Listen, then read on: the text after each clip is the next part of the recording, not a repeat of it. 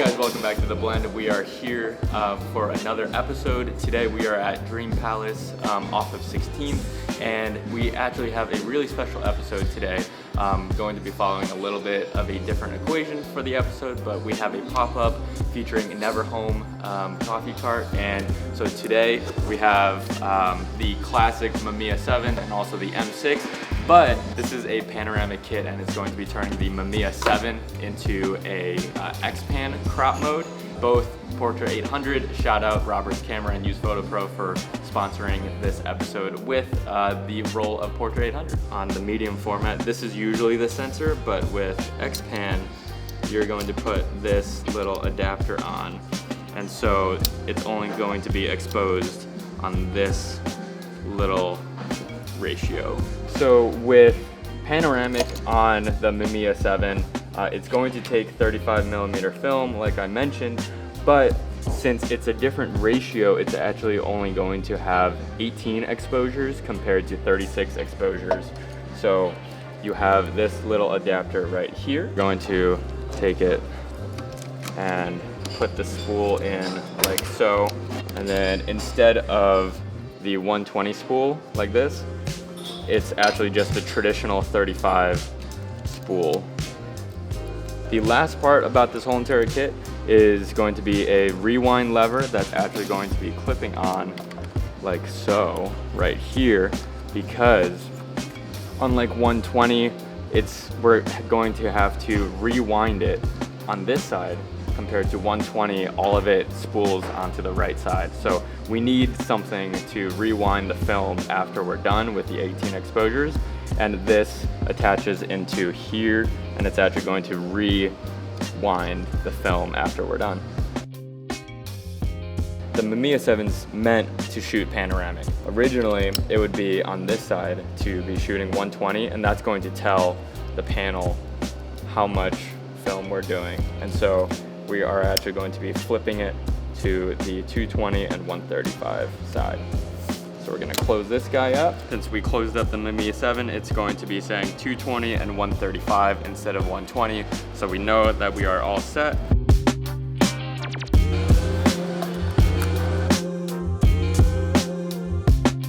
With both of these cameras, we have 18 panoramic shots and then 36 shots on the M6. And so hoping to break these up a little bit, I'm going to be using the panoramic shots more as a stylistic piece for today's episode. This is my second time shooting X-Pan, so I'm really excited to see everything that comes out of today. And we got a bunch of natural light coming in right now off of 16th Street here in Indy, so super excited to get started.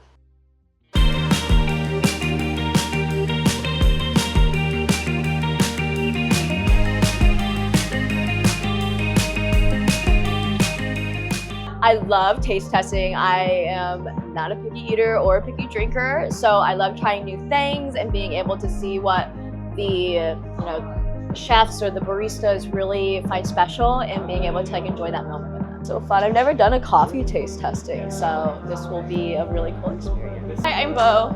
Tyler. Nice to meet you. Nice to meet you. If you were to go to a coffee shop, like what would be your criteria, typically? Like what are you looking for if you were going to get good coffee, I don't really like a lot of sugar in my coffee, so I really just like having either the espresso itself or just a little bit of creamer. So a lot of shops will do, even here, you'll have two choices for espresso a lot of times. And that's because, for instance, and you can smell this is the Ethiopian. You're gonna smell it's nice and bright. This won't mix with milk as well as, like, for instance, Brazil. So people purposely put a blend of Brazil and Colombia so it mixes with milk, and then this one really wouldn't. So if you approach them with like, hey, I just want a shot of espresso, that's like, they might hear what you mean, like, okay, well, I'm gonna serve you Ethiopian today. I started Find as a way to support my single friends. I love hosting events in general, so it was a really fun experience to be able to take what I personally love and then turn it into a business. So we do 3 different types of events. The first one is speed dating, and that's our most popular. We have different age ranges and orientations. Our second type of event is a single social. So those are activity-based or theme-based. So we either do like a pickleball or we have a Christians event. And then our third one, which is my personal favorite, is Pitch a Single Friend. And that's 4-minute PowerPoint presentations pitching a friend on stage in front of a live audience.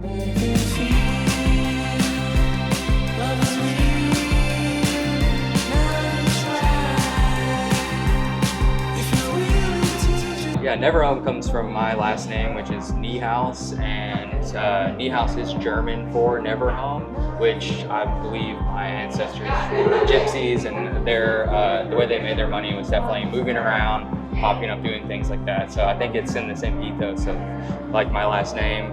And I just realized that if you're here, you're not at your house, you're not at home, and we're never home either because we're constantly doing things like this. So I think it just kind of lined up with kind of what we're trying to do right now.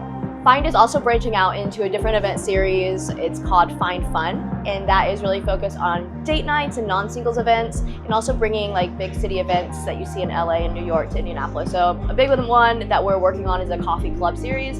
So having a DJ, really fun atmosphere at a coffee shop during the daytime in the morning, and then people that want to enjoy the rest of their day can, and be in bed by a reasonable hour. We post all of our events on Eventbrite, and then also our website, findindianapolis.com, and follow us on social, Instagram, and TikTok.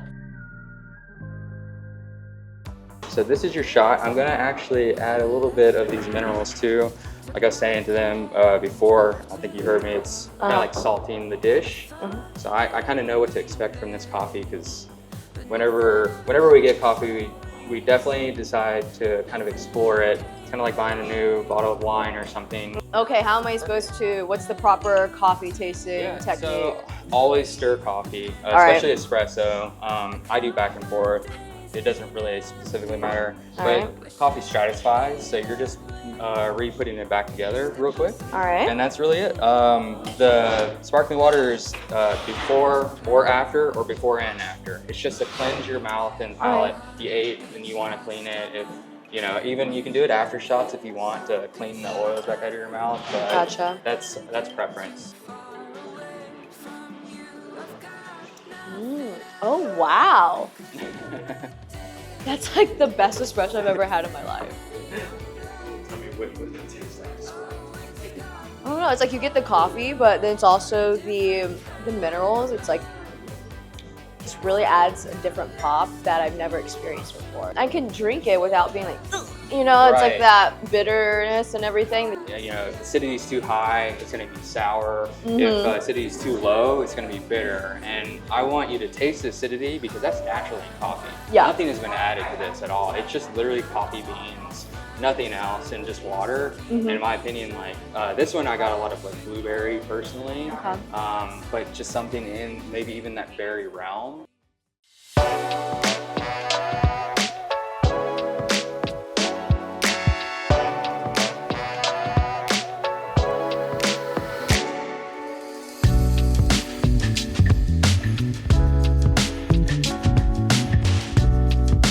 Try and get in between to get some of the bubbles that are coming out.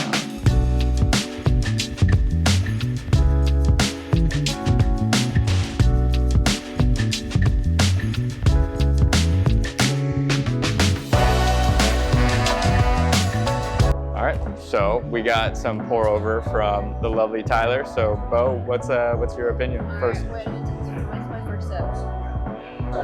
Ooh. I really like this. Yeah. It's like different than the espresso, but it's a different style. I still really like it. Yeah. Like, obviously, it's not as strong as straight espresso. Still really smooth. And I love like how Tyler broke down the process of everything, and it took a long time, but it's because he was very intentional about everything. And so you're a espresso drinker, right? I do like espresso. Okay. So is this kind of right up your alley, or would you try this again? Oh yeah, totally would try this again. And I've been sleeping on Pourover coffees. Like, this is nice. Yeah. I really like his style, and I'm gonna order this more often. Yeah, got to keep you fueled for all the Find events, and you're running around all the city and multiple cities for that matter. So like, just finding a good coffee to like fuel you is important. Oh, this is great. It's kind of pure and clean source of energy and caffeine. First of all, this is a very smooth. This is a very smooth pour over. I don't feel the instant jitteriness of of a regular coffee. if you gave this to me and didn't tell me what it was, I'd be like, oh yeah, this is great. This is fantastic. See, Bo and I like the bite. I'm like, just punch me in the face a little bit. He's like, just give me another one of them hits. All right, X-Pan.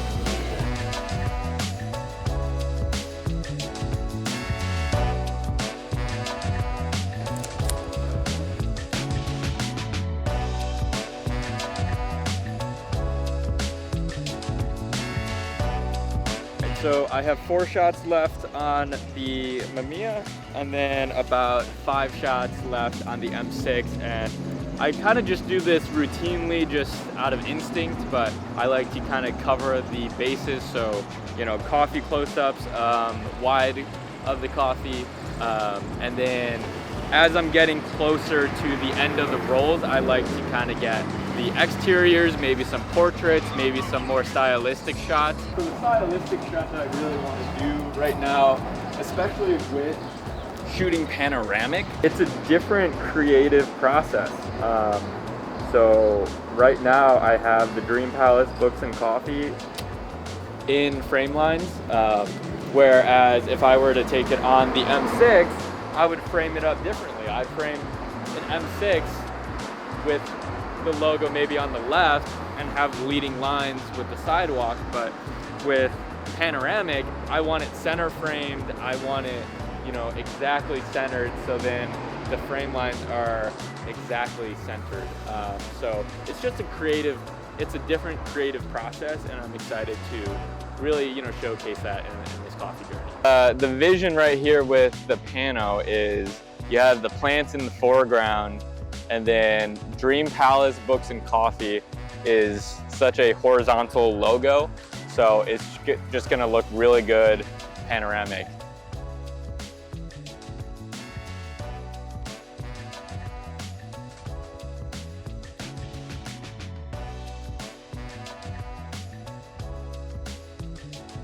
Oh, that's gonna work so great. I'm so glad you got that. All right, everyone, so the film is back and we had a chance to review it, and I'm just absolutely blown away with the results. I am super, super happy with them, especially the panoramic images.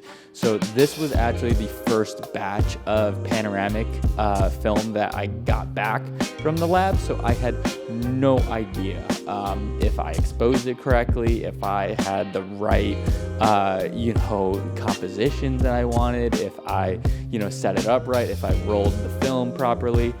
If you know my film story, you know that I always mess up my second roll of film, whether that's 35 or 120, you name it. So I was really worried with the panoramic film, but I was really happy with the results, and time to dive in.